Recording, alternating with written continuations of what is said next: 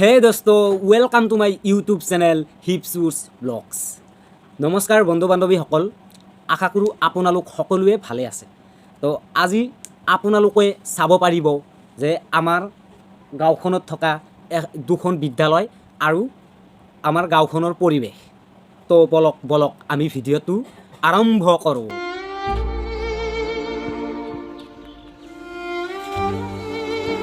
এই বিদ্যালয়খন আমাৰ ঘৰৰ পৰা প্ৰায় আধা কিলোমিটাৰ দূৰত অৱস্থিত। এইফালেদি আমাৰ ডাইৰেক্ট স্কুলত সোমাই যাব লাগে আৰু এইফালেদি আমাৰ গাঁৱৰ ভিতৰত সোমাই আহিব লাগে। এইফালেদি দুটা ৰাস্তা আছে, 1 কিলোমিটাৰ যোৱাৰ পিছত দুটা ৰাস্তা ওলাই যাব।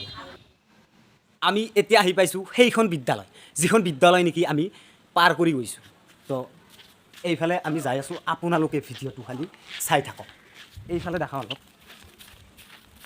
এইয়া চাওক, আমি যিখন ৰাস্তাৰে নেকি আমি স্কুলত আহিব লগা হয় সেইখন ৰাস্তাত পানী একেবাৰে 1 মানো কৰি হ'ব, 6-7 ফুটমান মানে পানী হ'ব। চাওক ইয়াতে আমি কেনেকৈ এতিয়া আহিম, নাইৰে অহা যোৱা কৰিব লাগে। আপোনালোকে অলপ চিন্তা কৰকচোন যে আমাৰ এইখন হ'ল মানে সৰু ছাত্ৰ ছাত্ৰীয়ে আহে এইখন স্কুলত, মানে 8লৈকে আছে একেবাৰে প্ৰথমৰ পৰা। তো এওঁলোকে নাৱেদি যেতিয়া নেকি অহা যোৱা কৰে, কেতিয়াবা নাও চাও একেবাৰে পানীত বুৰ খাই যায়, একেবাৰে তলত ডুবি যায়। তো এনেকৈ আমাৰ বছৰত নেকি 6 মাহ এনেকৈ কষ্ট কৰি আহিব লগা হয়। তো আমি এনেকৈ কেনেকৈ মানে আমাৰ এইখন স্কুলত আহিম আৰু এই ৰাইজৰ মানুহে কেনেকৈ আমাৰ এই গাঁওখনত বসবাস কৰিব? চৰকাৰে অলপ মানে এইবিলাক লৈ আৰু অসমবাসীৰ ফালে অলপ নাচায় কিয়, সেইটো আপোনালোকে অলপ চিন্তা কৰি যিমান পাৰে ভিডিঅ'টো শ্বেয়াৰ কৰি দিব। হয়তো আপোনালোকে কেতিয়াও নাভাবিব যে আমি আমাৰ নিজৰ গাঁৱৰ কাৰণে বা আমাৰ গাঁৱত থকা এখন বিদ্যালয়ৰ কাৰণে আমি এইখন ভিডিঅ' বনাইছোঁ, এইটো আপোনালোকে কেতিয়াও নাভাবিব। কাৰণ আপোনালোকে এইটো ভাবিব যে সেইখন গাঁৱত আমাৰো অহা যোৱা কৰিব লাগিব বা আমাৰো আপোনালোকৰ গাঁৱত অহা যোৱা কৰিব লাগিব। সেইকাৰণে আপোনালোক সকলোৰেই মানে আমাৰ গাঁও মানে আপোনালোকৰ গাঁও, আমাৰ স্কুল মানে আপোনালোক সকলোৰে স্কুল। তো সেইটো ভাবি আপোনালোকে ভিডিঅ'টো যিমান পাৰে শ্বেয়াৰ কৰি। ইয়াতে দুটা বিদ্যালয় আছে এতিয়া বৰ্তমান একেলগ হৈছে।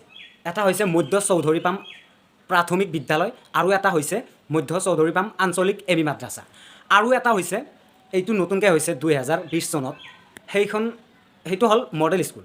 সেই স্কুলখনৰ নাম হ'ল Misbahul Uloom Husainia model academy. School ক'বলৈ হ'লে এতিয়া দুটাই আছে, যিহেতু এইটো হৈছে এতিয়া একেলগ হৈছে এইখন। এতিয়া হয়তো লকডাউন চলি আছে, সেইকাৰণে ছাত্ৰ ছাত্ৰী মানে স্কুলত বা বিদ্যালয়ত আহিব পৰা নাই। তো 1 তাৰিখৰ পৰা আমাৰ স্কুল কলেজ খোলা হ'ব বুলি মানে আমাৰ অসম চৰকাৰে কৈ আছে। তো যেতিয়া নেকি খোলা হ'ব, এতিয়াতো পানী আহিছে, মানে 1 মাহ 2 মাহৰ ভিতৰত পানী মানে নাযায়, এনেকৈ থাকিবই। তো আমি এতিয়া কেনেকৈ অহা যোৱা কৰিম? এনেকৈ আমি জন্ম হোৱাৰ পিছৰে পৰা এনেকৈ মানে কষ্ট কৰি আমি বিদ্যালয়ত বা স্কুল কলেজত যাব লগা হৈছে। আমাৰ এই গাঁওখনৰ যিমানবোৰ মানুহ আছোঁ, আমাৰ সকলোৰে একেবাৰে বহুত মানে কষ্ট, সেইটো আমি মুখেৰে ক'ব পৰা নাই।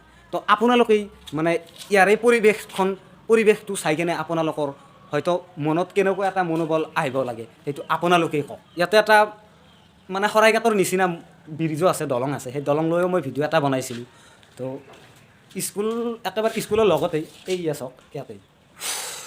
গাইজ আপোনালোকে অলপ ভিডিঅ'টো শ্বেয়াৰ কৰি দিব, কাৰণ মই এই ভিডিঅ'টো মোৰ লাভৰ কাৰণে কৰা নাই, অঞ্চলবাসীৰ কাৰণে মই ভিডিঅ' বনাই। আমাৰ এটা ৰাস্তা ভাল হ'লে বহুতকেইটা ৰাস্তা ভাল হৈছে। এতিয়া মই এটা ভিডিঅ' কৰি আছোঁ, এইটোৰ ধাৰাই আপোনালোকৰ হয়তো বহুত মানে আমাৰ ইফালে যিমানখিনি কাম আছে এটাৰ ধাৰাই মানে বহুত কাম হৈ যাব। সেইকাৰণে আপোনালোকে এই ভিডিঅ'টো যিমান পাৰে শ্বেয়াৰ কৰি দিব। আৰু এইখন হৈছে মিছবাহুল উলুম হুছাইনিয়া মডেল একাডেমী। এই প্ৰাইভেট স্কুলখন 2020 চনত স্থাপিত হৈছিল।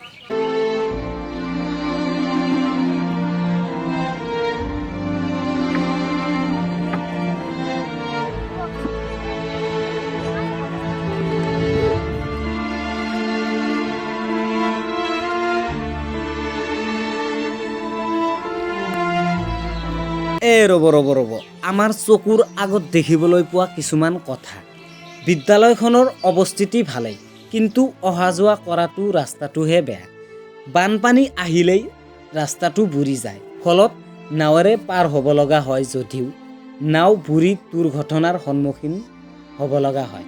বহুতেই আকৌ নাৱেৰে পাৰ হওঁতে ভয়ো খায়। বিদ্যালয়খন এই অঞ্চলৰ শিক্ষাৰ প্ৰাণকেন্দ্ৰ স্বৰূপ।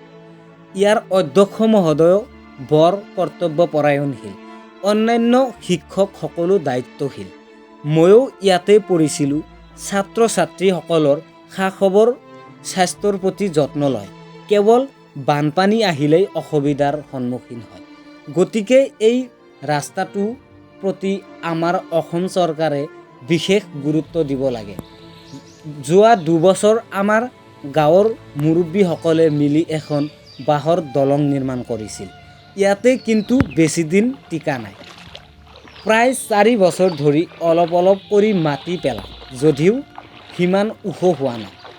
মোৰ মতে ইয়াতে দলং এটা দিবই লাগিব আৰু ইয়াৰ পৰা পূবফালে ৰাইজৰ বাবে ৰাস্তাৰ সুবিধা কৰি দিব লাগে। শেষত আমাৰ অসম চৰকাৰক আমি এইটোৱে ক'বলৈ বিচাৰিছোঁ যে এনেকুৱা ৰাস্তা যিমানবোৰ ঠাইত আছে সেইবোৰ ৰাস্তা অতি সোনকালে ভাল কৰি দিয়ে যেন। ভিডিঅ'টো শেষলৈকে চোৱাৰ বাবে আপোনালোক সকলোকেই মই ধন্যবাদ জনাইছোঁ আৰু যিমান পাৰে এই ভিডিঅ'টো আপোনালোকে শ্বেয়াৰ কৰি দিব আৰু মোৰ ভিডিঅ'টো যদি ভাল লাগি থাকে তেনেহ'লে like, comment, share and subscribe কৰি ৰাখিব। ধন্যবাদ।